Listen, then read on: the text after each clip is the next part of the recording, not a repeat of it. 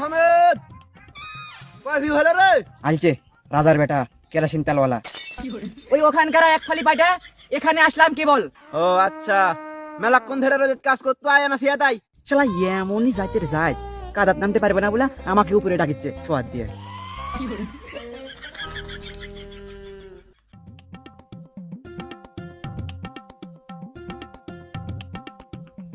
কেবল Hassan তুই খোঁজ খবর নিতে আসছিস? তুই আমার বাড়ির আকাল, তুই আমার বড় ভাই, আমি তোকে সম্মান করি, তাই বলে তুই আমাকে তুই বলে ডাকবো? আচ্ছা আব্বাস ভাই, ভুল হয়ে গেছে, সরি। এই শোন, হাজার হলো তুই আমার বড় ভাইয়ের মতন। ওই কাজে আটা ঘটক আমার বিয়া লাগাছে জমিদারের বাড়ির, তুই দেখ না খোঁজ খবর লিয়ে আসিস। ওই আউডিতে আমার পুরাতন পাঞ্জাবি আর পায়জামা শিপিত আছে, ওটা খুলে লিয়ে যাবো, দেখে দেন তোকে আকাল মনে হয়। আর তুই খবরদার ওটাতে বড় মানুষের সাথে কথা বলবি না, তুই যে আকালের সাথে যোগাযোগ করবো। আরে যেটা বস্তা থাকলো যাওয়ার সময় এক বস্তা ঘাস কাটে লিয়ে যায়, আমার বাড়িতে মেলা কাজ।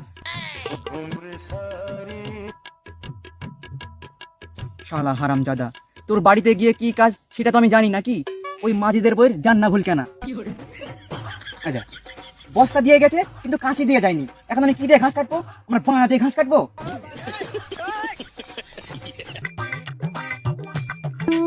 এ ভাই ভাই ভাই, দেখে শুনে যান। আচ্ছা ভাই, ওই লুৎফরের বাসা কোথায় এখানে?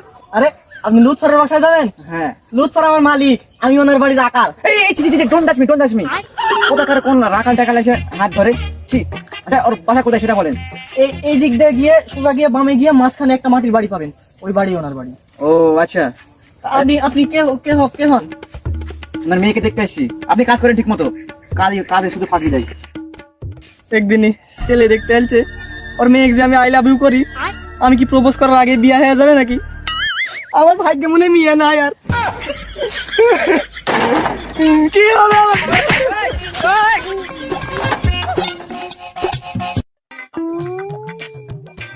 চাচা লুৎফর, ও চাচা লুৎফর, বাসায় আছেন বাপু?